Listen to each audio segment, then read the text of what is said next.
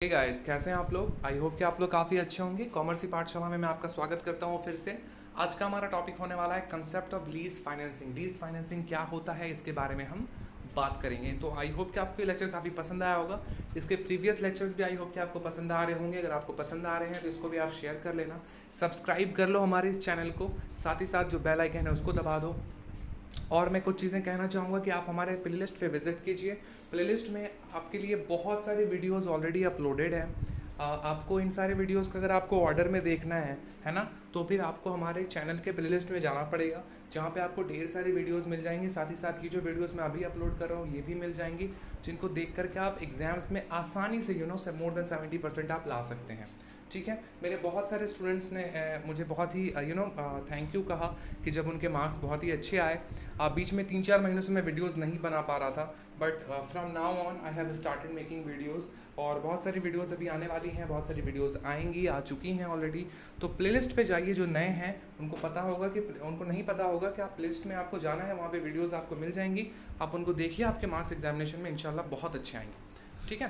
तो आइए बात कर लेते हैं कंसेप्ट ऑफ लीज फाइनेंसिंग के बारे में। सबसे पहले हम बात कर लेते हैं कि आखिर लीज क्या होता है। तो इन जनरल मैं अगर आपको समझाऊं तो लीज का मतलब होता है कि आपके पास कोई ज़मीन का टुकड़ा है जिसको आप 99 साल के लिए किसी और को दे रहे हो, ताकि वो उसके ऊपर खेती करे और जो भी उसका प्रॉफिट हो उसकी रॉयल्टी आपको मिलती रहे, उसको भी प्रॉफिट हो प्लस आपको भी फ़ायदा हो।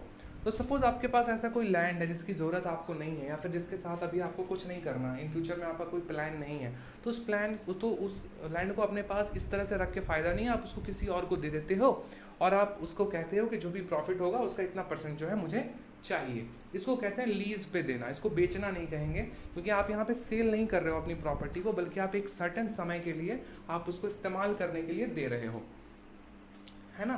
तो यहाँ पे देखो लिखा हुआ है, a lease is a contract whereby the owner of the asset grants to another party the exclusive right to use the asset, usually for an agreed period of time and in return of a payment of rent। देखो जो मैंने बात कही same to same वही लाइनें लिखी हुई हैं।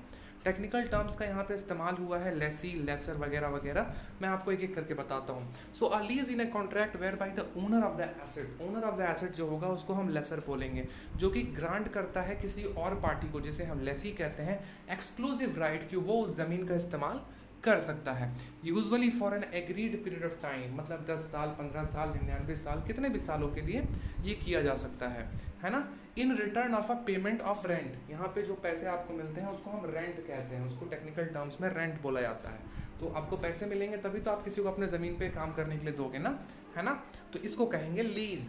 यहाँ पे लेसर और लेसी का मतलब भी आपको समझ में आएगा। लेसर मतलब हो गया वो जिसका वो एसेट है, और लेसी वो जो एसेट को ले करके उसके ऊपर काम करने वाला है, उसको हम कहेंगे lessee.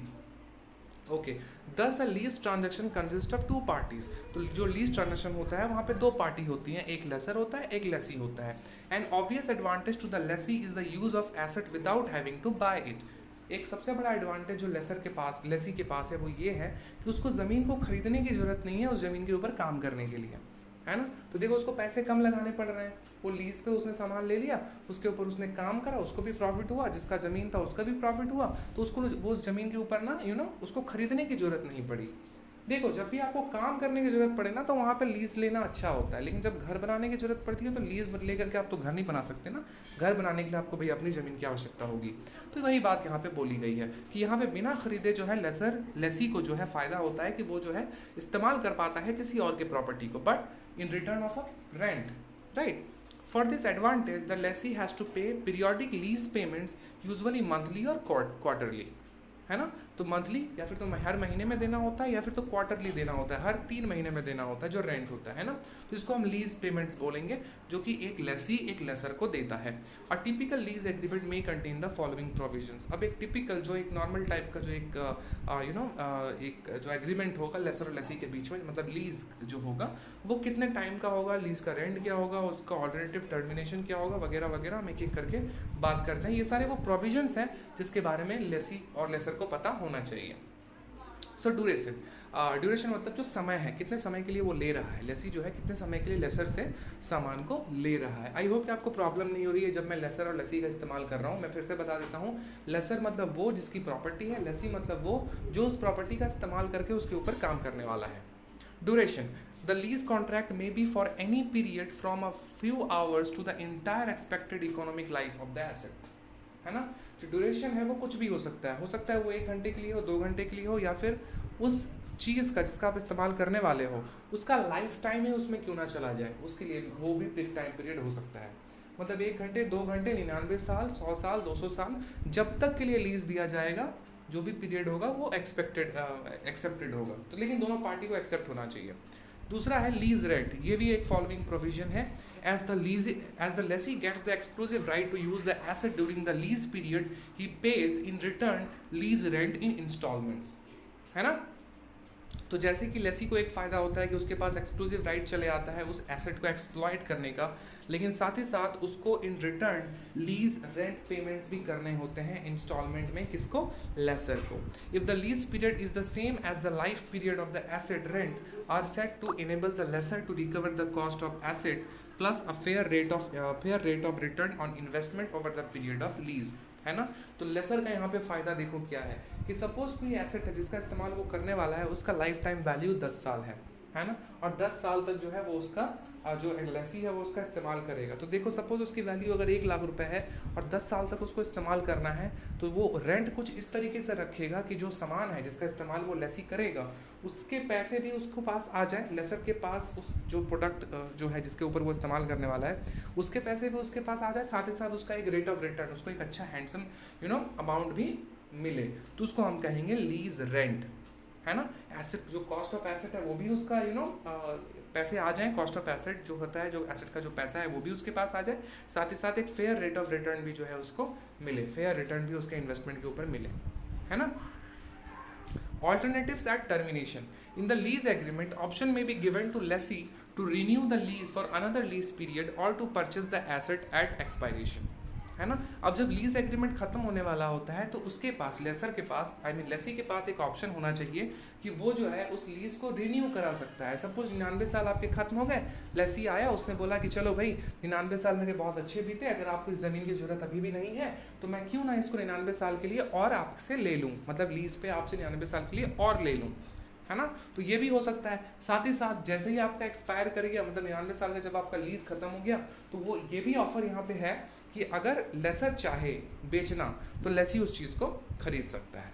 Okay, so if the lessee does not exercise its option, अगर लेसी अपने इस ऑप्शन को एक्सरसाइज नहीं करता, the lessor takes the possession of the asset and is entitled to.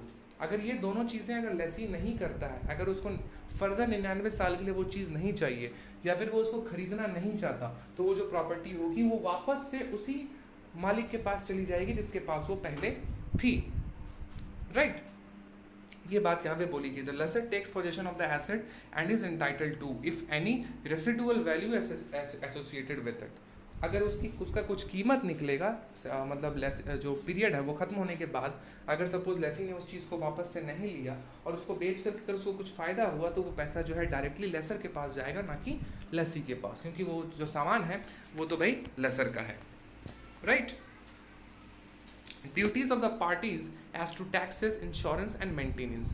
Either the lessor or the lessee may bear these obligations, or these may be divided between lessor and lessee according to the terms of agreement. अब देखो, जब भी आप कोई सामान लेते हो, है ना, जब भी आपको कोई सामान लेते हो, जब आप इस्तेमाल करने वाले होते हो, तो उसके ऊपर टैक्सेस लगते हैं, उसको इंश्योरेंस कराना पड़ता है, उसको मेंटेन करने की आवश्यकता पड़ती है। तो ये सारी जो चीज़ें होती हैं, ये काम अब कौन करेगा? ये प्रॉपर्टी तो देखो लेसर का है, लेकिन इसका इस्तेमाल लेसी कर रहा है, तो इसका इंश्योरेंस कराना, इसके ऊपर टैक्स पे करना, इसके ऊपर मेंटेनेंस का खर्च करना, ये कौन करेगा? लेसर करेगा, ये लेसी करेगा?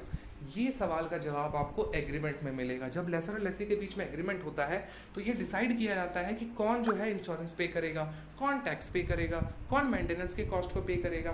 तो ये जो है एग्रीमेंट में ये पहले ही डिसाइड कर लिया जाता है। तो ये भी एक प्रोविजन है, जब लीज एग्रीमेंट साइन होता है तो फिर इन सारी चीज़ों को भी उठाया जाता है, right? Early termination, the lease agreement में grant the right to terminate the contract on payment of penalty.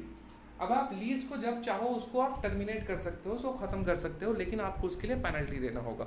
Suppose आपने किसी एक ज़मीन को 10 साल के लिए लीज पे लिया, ओके, लेकिन आपने 5 साल तक जब उसको बिजनेस को चलाया तो आपको ये महसूस हुआ कि भाई आपको जो फ़ायदा होना चाहिए था, जो आप एक्सपेक्ट कर रहे थे कि इतना मुझे प्रॉफिट होगा, आपको नहीं हो रहा है और आप बिजनेस को नहीं चला पा रहे हो, आप बिजनेस को डिसकंटिन्यू करना चाहते हो, तो उस केस में आपको लीज रख के भी तो फायदा नहीं है। आप रेंट क्यों डेली पे करोगे, हर महीने आप क्यों रेंट पे करोगे जब आपको बिजनेस करना ही नहीं है?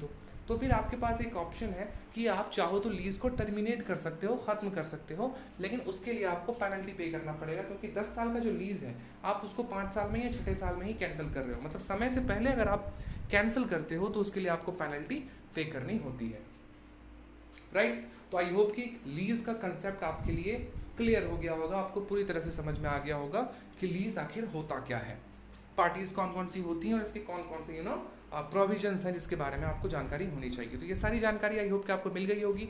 अगर आपको ये वीडियो पसंद आया है तो प्लीज़ लाइक कमेंट और शेयर कर लो बच्चों, और प्लीज़ शेयर कर लेना यार। और अगले क्लास में हम करेंगे distinction between leasing and hire purchasing, दोनों में क्या अंतर है, ये हमारा अगला टॉपिक होने वाला है। तो मिलते हैं अगले वीडियो में, अपना ख्याल रखो, बाय, थैंक यू।